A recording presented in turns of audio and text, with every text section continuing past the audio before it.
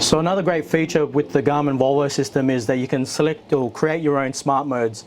So basically what that is from one push of a button from any screen, it'll change all your screens to whatever you've set up for that particular smart mode. So we'll go ahead now and create one. So we'll go home, we'll select smart mode. So as you can see here, we've got some preset layouts which are great and you can customize them. But if we were to create our own one, we'd go ahead and select add layout. And now you'll notice that all screens have gone into an edit mode. So you can customize each screen how you wish. Select different combos, layouts for each screen. So we'll go ahead and do that here.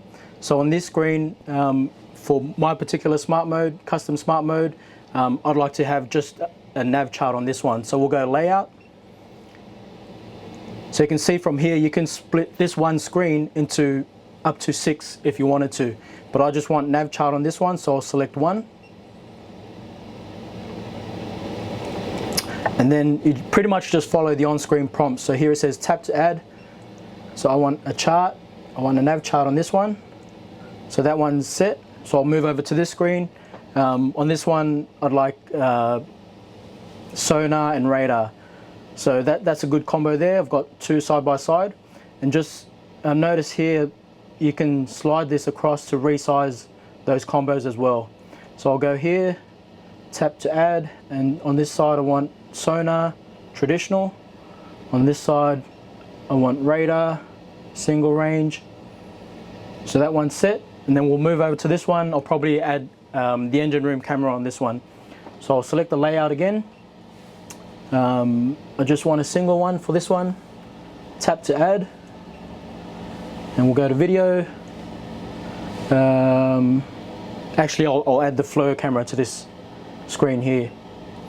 And then last but not least, don't forget the Volvo screen as well down here. So I'll just leave that set to autopilot. So again, I'll select layout. Go with 1, tap to add, and then we'll have autopilot. So now they're all set the way I like it, with what I'm happy with. We can give it a name as well, so we'll go name.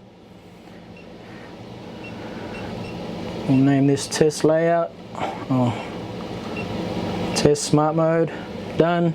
You can give it a symbol if you want.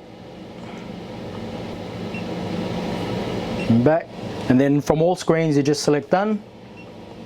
Done, done, done. So there you can see all the functions that I wanted for my own personal smart mode is all ready to go. So whatever function I'm on at any time, so for example,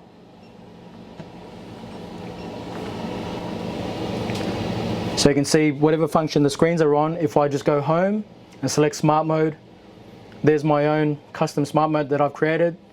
So you'll notice the screens will change to that smart mode that I just created. And again, as you saw, it's all customizable.